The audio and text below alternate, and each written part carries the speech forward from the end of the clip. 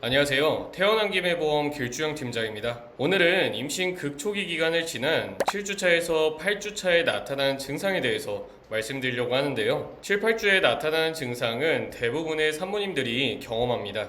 이때 이 증상에 대해서 알고 계신다면 대처도 가능하고 걱정되지 않으시겠지만 전혀 모르신다면 몸 상태가 이상한 게 아닌지 걱정이 될 수도 있는데요. 임신 중이신 산모님들과 배우자님께서는 꼭 참고하셔서 도움 되셨으면 좋겠습니다.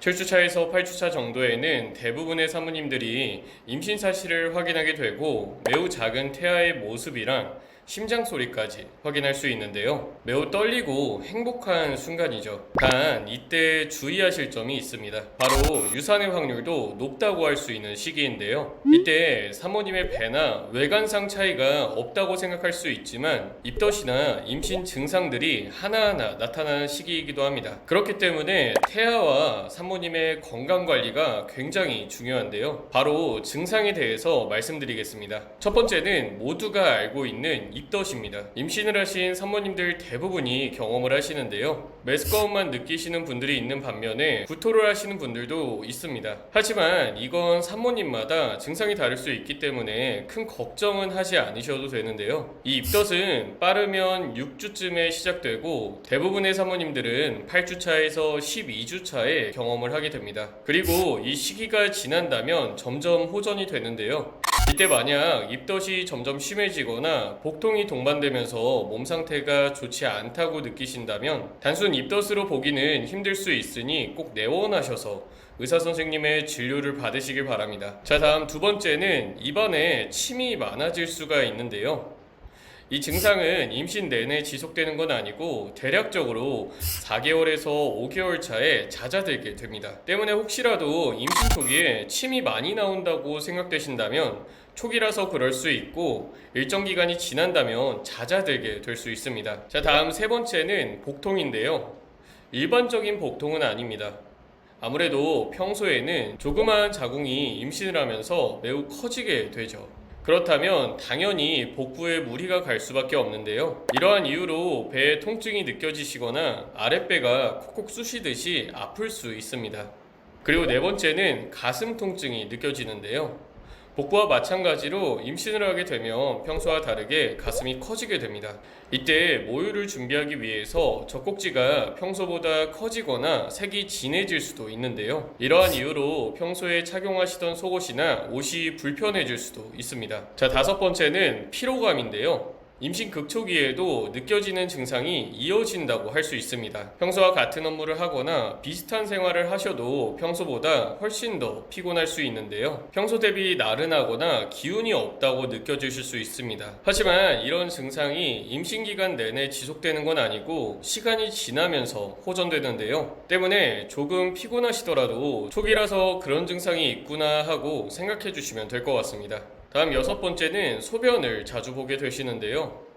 이전 임신 극초기 증상에서 말씀드린 내용과 동일합니다. 임신을 하게 된다면 혈액이 몰리게 되고 자궁의 크기도 변하게 되는데요. 이러한 증상으로 인해서 소변을 자주 보거나 소변을 보고 싶다는 느낌을 받게 됩니다. 대표적인 임신 증상이니 참고하시면 될 것 같습니다. 그리고 일곱 번째는 감정 변화인데요. 우리의 감정은 호르몬에 영향을 많이 받고 있습니다. 임신을 하게 된다면 에스트로겐이나 프로게스테론의 활동이 활발해지는데요. 때문에 감정의 변화가 급격하게 나타날 수 있습니다. 평소에는 아무렇지 않던 일들조차 짜증이 나고 화가 날 수 있고 우울감이 찾아올 수도 있는데요. 이럴 때는 산모님이 좋아하는 일을 하거나 스트레스를 해소할 수 있는 방법을 찾으시면 좋을 것 같습니다. 이러한 증상도 임신 초중기에 나타났다가 점점 사라지니 참고하시면 될 것 같습니다. 자, 이렇게 7주차에서 8주차에 나타날 수 있는 초기 증상 7가지를 말씀드렸는데요. 이전 영상에서 말씀드린 극초기 증상과 겹치는 부분들이 있어서 함께 초기 증상으로 볼 수 있습니다.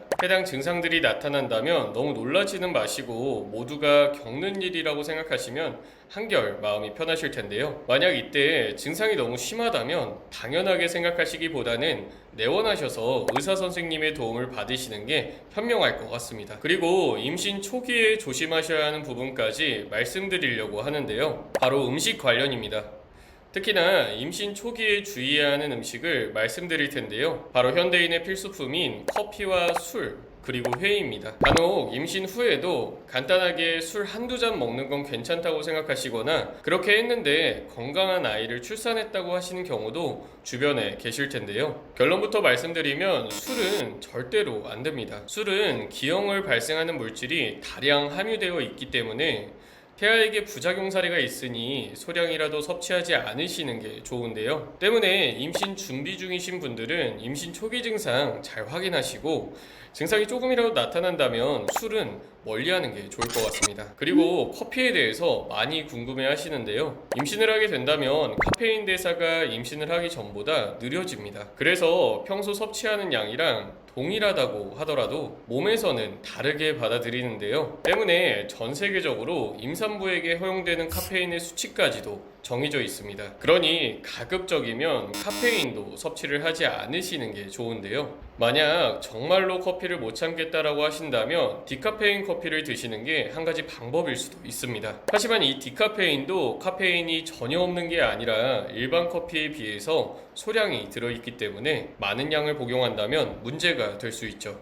그리고 카페인은 커피에만 있는 게 아니고 자주 접하시는 초콜릿이나 녹차 등 다른 음식에도 들어있는 경우가 많기 때문에 꼭 참고하셔야 합니다. 또한 마지막으로 회인데요. 여기서 회만 해당되는 건 아닙니다. 모든 나름식이 해당이 되는데요. 반숙 계란, 스테이크도 나름식에 해당이 됩니다. 음식은 우리가 하루에 3끼를 챙겨 먹게 되는데요. 음식을 통해서 감염이나 식중독이 발생했다고 한다면 완전히 익히지 않은 음식이나 나름식에서 발생할 확률이 높습니다. 때문에 이러한 부분도 조심해 주시는 게 좋은데요.